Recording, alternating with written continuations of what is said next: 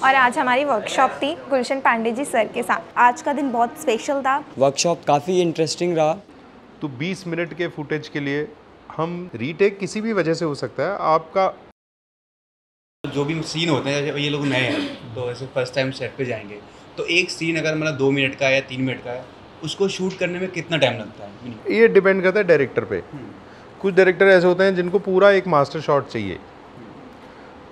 पूरा जो आपने एक सीक्वेंस किया उसका एक मास्टर शॉट हो गया।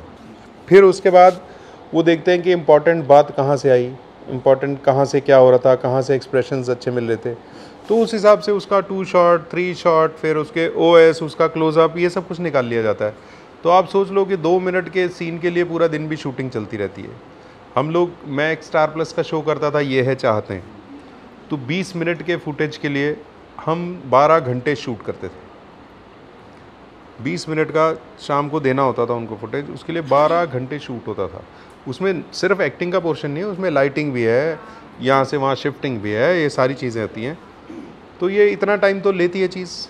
और जितना ज़्यादा टेक्स होते हैं तो हम कई बार लोगों के अंदर ये होता है कि जैसे मैं भी जब पंजाब से आया था तो हमारे सीनियर कहा करते थे कि मैं गया वहाँ, एक सीन था, मैंने 1 टेक में दे दिया।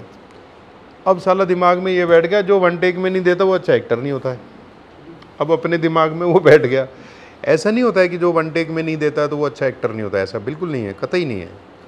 रीटेक किसी भी वजह से हो सकता है। आपका फंबल हो जाता है, कई बार हो जाता है, स्लर हो जाता है, बहुत सारी चीज़ें हैं जिसकी वजह से रीटेक हो जाता है। आप मान लो आप सही जा रहे थे लेकिन एकदम से वो नाम दिमाग से निकल गया, किसी के भी हो सकता है, कोई बड़ी बात नहीं है।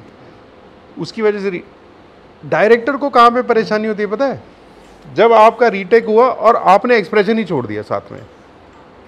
अब आपके दिमाग में ही आ गया, साला मुझसे रीटेक हो गया यार। अब आप अपने को दोषी बना लिए तो आपके चेहरे पे वो दोष दिखाई देने लग गया।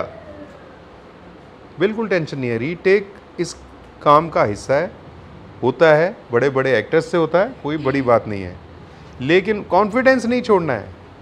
अच्छा, अब वो बार बार आपसे हो ही जा रहा है, 25 बार हो रहा है, फिर आपकी खराबी है, क्योंकि आपने दिमाग को ये बता दिया कि मुझसे नहीं हुआ, मेरे से गलत हो गया, सामने वाला क्या सोच रहा होगा, वो क्या सोच रहा होगा, इतनी सारी यूनिट क्या सोच रही होगी, फिर आपसे एक्टिंग ही नहीं होएगी। इसलिए इन चीज़ों पे बिल्कुल नहीं जाने का। एक बार रीटेक होएगा, किसी भी समझदार इंसान से भी होता है, लेकिन वो अगली बार में वो ठीक हो जाता है।